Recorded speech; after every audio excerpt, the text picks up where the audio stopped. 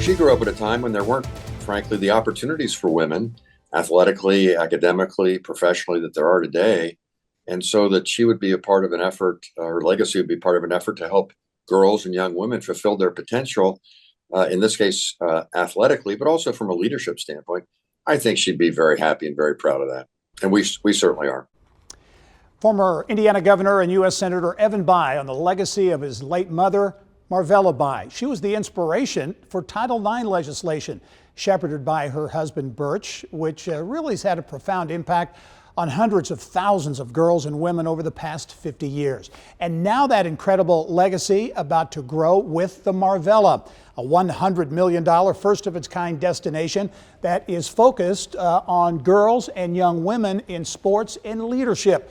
It is a sprawling campus at Fair Oaks Farms in Northwest Indiana that will be home to unparalleled resources, indoor and outdoor courts and fields for basketball, volleyball, soccer, flag football, and more, as well as a 5,000-seat indoor arena for championship events and tournaments. And there is expected to be economic impact as well in the form of approximately 1,000 new jobs and a big boost to the region's tourism and sports economy. The bottom line, girls and women's athletics wouldn't be where it is today without the Bayh family's influence in the passage of Title IX. Mary Rachel Redman here now with more. Mary Rachel. Well, Gary, by definition, the name Marvella means a miracle to marvel at, extraordinary, marvelous. All words that perfectly sum up not only the mission of this new complex dedicated to girls' sports, but also the woman who inspired its very creation, Marvella Bayh. Marvella Bayh is a leader in the movement for women's rights. She was prominent in the speaking and debating. In fact, went to a national contest. It so happened at the same time there was a student from Purdue University by the name of Birch Bayh participating in that contest. She won. From that point, I believe he decided that if you cannot beat her, join her. I am woman, hear me roar.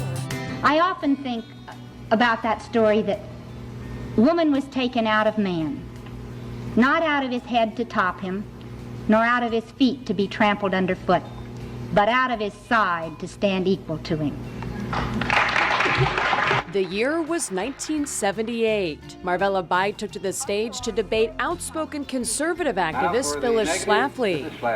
The Equal Rights Amendment says equality of rights under the law. To the woman today trying to make her place in this world, whatever she chooses her place to be. She was very talented in her own right. She was governor of Girls State and then president of Girls Nation at age 18 and got to meet Harry Truman way back in the day. And, you know, if she were growing up today, she might have been the governor or the senator of the family rather than my father or me. But women didn't have quite those opportunities back then. She wanted to go to the University of Virginia. Imagine my sadness when we went for the interview to find that although I was an honor student, almost straight A's, and had all the credentials, simply because I was female, they wouldn't even consider me.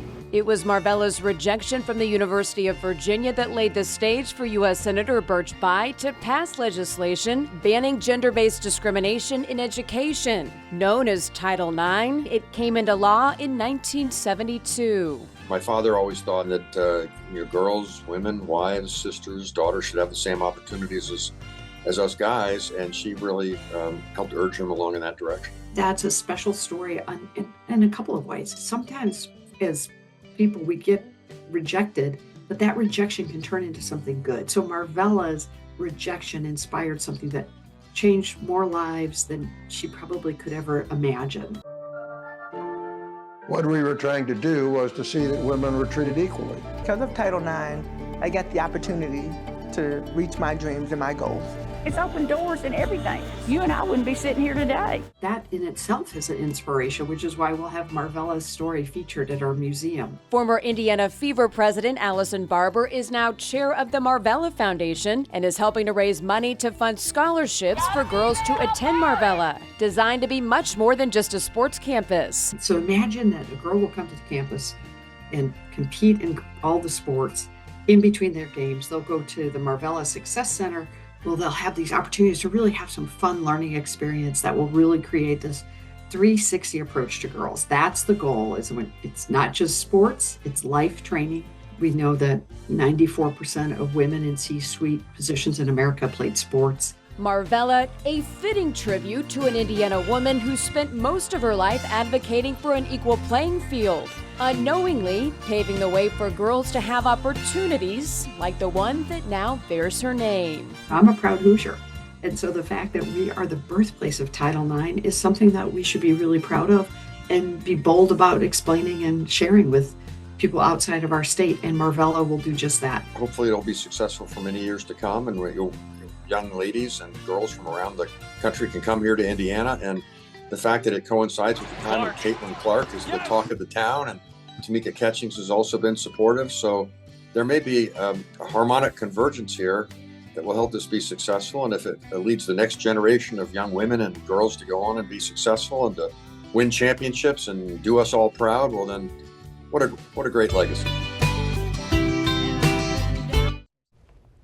And Allison Barber tells me as soon as the ground unfreezes, work will begin on the Marvella complex, and it's a tight turnaround with the expectation that Marvella will be up and running in 2026. So just a little over a year to build this massive one-of-a-kind complex. Yeah, this is a big project. It's kind of like a Disney World for women's and girls sports. Absolutely. It's going to be the best equipment, the best nutritionist for girls. Designed for girls, and I kind of wish it were around when I was playing soccer. Great, thanks. Great look at that story. Thanks, Mary Rachel.